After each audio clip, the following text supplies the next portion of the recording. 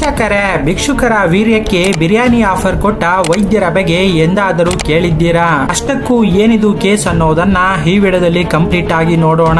ದಿನಾಂಕ 25/6/2024 ವಿಶಾಖಪಟ್ಟಣಂನಲ್ಲಿರುವ ಸೃಷ್ಟಿ fertility centre ಎಂಬ ಹಾಸ್ಪಿಟಲ್ಗೆ ಇಬ್ಬರು ದಂಪತಿಗಳು ಭೇಟಿಯನ್ನ ಕೊಡುತ್ತಾರೆ. ತಮಗೆ ಸರಗೋಸಿ ಮೂಲಕ ಒಂದು ಮಗು ಬೇಕೆಂದು ವೈದ್ಯರ ಬಳಿ ಹೇಳಿಕೊಳ್ಳುತ್ತಾರೆ. ಇದರಿಂದ ಎಲ್ಲಾ ರೀತಿಯ ಟೆಸ್ಟ್ ಮಾಡಿದ ವೈದ್ಯರು ಇಬ್ಬರ ಸ್ಯಾಂಪಲ್ಸ್ ಗಳನ್ನ ತೆಗೆದುಕೊಂಡು ಅಡ್ವಾನ್ಸ್ ರೀತಿಯಲ್ಲಿ 10 ಲಕ್ಷ ರೂಪಾಯಿಗಳನ್ನು ಸಹ ತೆಗೆದುಕೊಳ್ಳುತ್ತಾರೆ. ವೀಕ್ಷಕರೇ, ಸರಗೋಸಿ ಅಂದರೆ ಇನ್ವಿಟ್ರೋ ಫರ್ಟಿಲೈಸೇಷನ್ ಅಂತ, ಅಂದ್ರೆ ನಮ್ಮ ಹಾಡು ಭಾಷೆಯಲ್ಲಿ ಟೆಸ್ಟ್ ಟ್ಯೂಬ್ ಬೇಬಿ ಎಂದು ಕರೆಯುತ್ತೇವೆ. ಹೀಗೆ ಇಬ್ಬರು ದಂಪತಿಗಳಿಂದ ಸ್ಯಾಂಪಲ್ಸ್ ಗಳನ್ನ ಜೊತೆಗೆ ಹಣವನ್ನ ಸಹ ತೆಗೆದುಕೊಳ್ಳುತ್ತಾರೆ. ಇದಾದ ನಂತರ 9 ತಿಂಗಳು ಕಳೆಯುತ್ತವೆ. ಮತ್ತೆ ಮರಳಿ ದಂಪತಿಗಳು ಹಾಸ್ಪಿಟಲ್ಗೆ ಬರುತ್ತಾರೆ.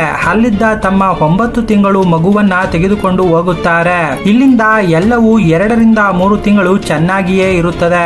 ಆದರೆ 3 ತಿಂಗಳ ನಂತರ ತಂದೆಗೆ ಈ ಮಗು ನಮ್ಮ ರೀತಿ ಕಾಣುತ್ತಿಲ್ಲ ಎಂಬ ಸಂಶಯ ಉಂಟಾಗಿ DNA ಟೆಸ್ಟ್ ಅನ್ನ ಮಾಡಿಸುತ್ತಾರೆ. ಆ DNA ಟೆಸ್ಟ್ ಈ ಮಗು ನಿಮ್ಮದಲ್ಲ, ನಿಮ್ಮ DNAಗೂ ನಿಮ್ಮ ಮಗುವಿನ DNAಗೂ ಸ್ವಲ್ಪವೂ ಮ್ಯಾಚ್ ಆಗುತ್ತಿಲ್ಲ ಎಂಬ ರಿಪೋರ್ಟ್ ಅನ್ನು ಸಹ ಕೊಡುತ್ತದೆ. ಇದರಿಂದ ದಂಪತಿಗಳು ಸೃಷ್ಟಿ ಫರ್ಟಿಲಿಟಿ ಸೆಂಟರ್ ಮೇಲೆ ದೂರನ್ನ ಕೊಡುತ್ತಾರೆ.